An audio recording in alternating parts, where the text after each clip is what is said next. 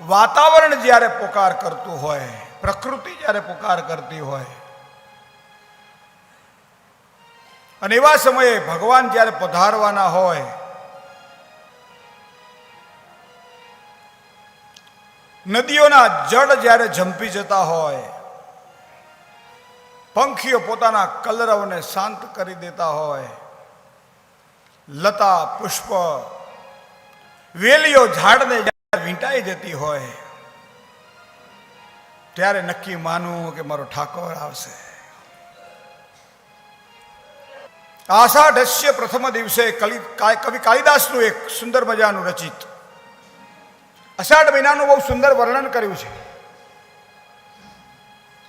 પણ અષાઢ મહિનો પૂરો થાય ને શ્રાવણ મહિનાની શરૂઆત થાય. શ્રાવણ જલ બરસે સુંદર સરસે, બાદલ બરસે અંબરસે, ગિરિવર તરુ વરસે, લતા લહરસે, સદિયા પરસે સાગર છે. દંપતિ દુઃખ દર્શે, સહજ સમરસે, લગત ચહરસે હિતકારી, કહે રાધે પ્યારી, મેં બલિહારી, ગોકુળ આવો ગિરધારી.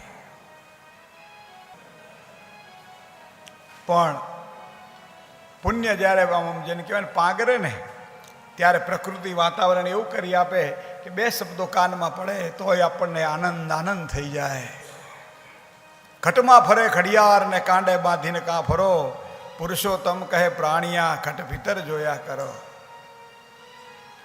બહાર દર્શન કરીને આવ્યા પછી કેટલા જણા એવા છે કે પોતાના રૂમમાં બેસી શાંતિથી આંખ બંધ કરી અને જે ભગવાનના દર્શન કર્યા હોય, જે માયાદેવીના દર્શન કર્યા હોય, મહાકાલીના દર્શન કર્યા હોય, મનસા દેવીના દર્શન કર્યા હોય, ગંગાજીના ઘાટ ઉપર બેસી તીર્થના દર્શન કર્યા હોય અને એ દર્શનને હૃદયમાં વાગોળ્યા હોય એવા કેટલા.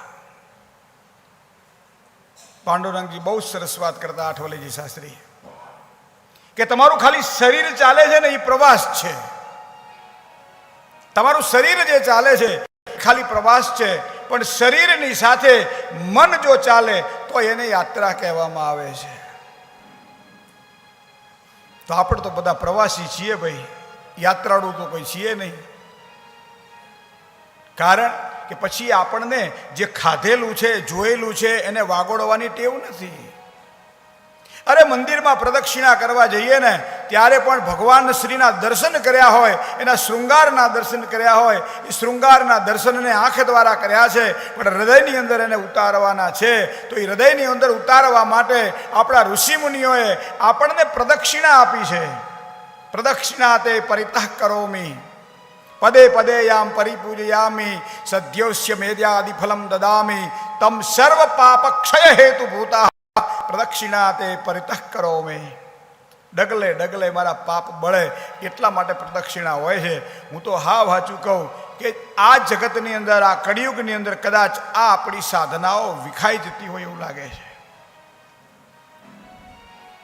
દયાના રૂપમાં પોસાય છે કાતિલ દમન આજે, અને બન્યા મંદિર વેપારી, પ્રભુજી આવશો ક્યારે. દીધેલા કોલ ગીતાના ધરાશાયી બની ધરતી, હતું ભારત યહાં કેવું, અને ગૃહી પર સંસ્કૃતિ આજે, સુકાતી દૂધની નદીઓ, ભૂસાયા સંસ્કૃતિ ધર્મો, અને બન્યા મંદિર વેપારી, પ્રભુજી આવશો ક્યારે. અને એવા સમયે આ ભાગવત શાસ્ત્રની જરૂર પડે છે.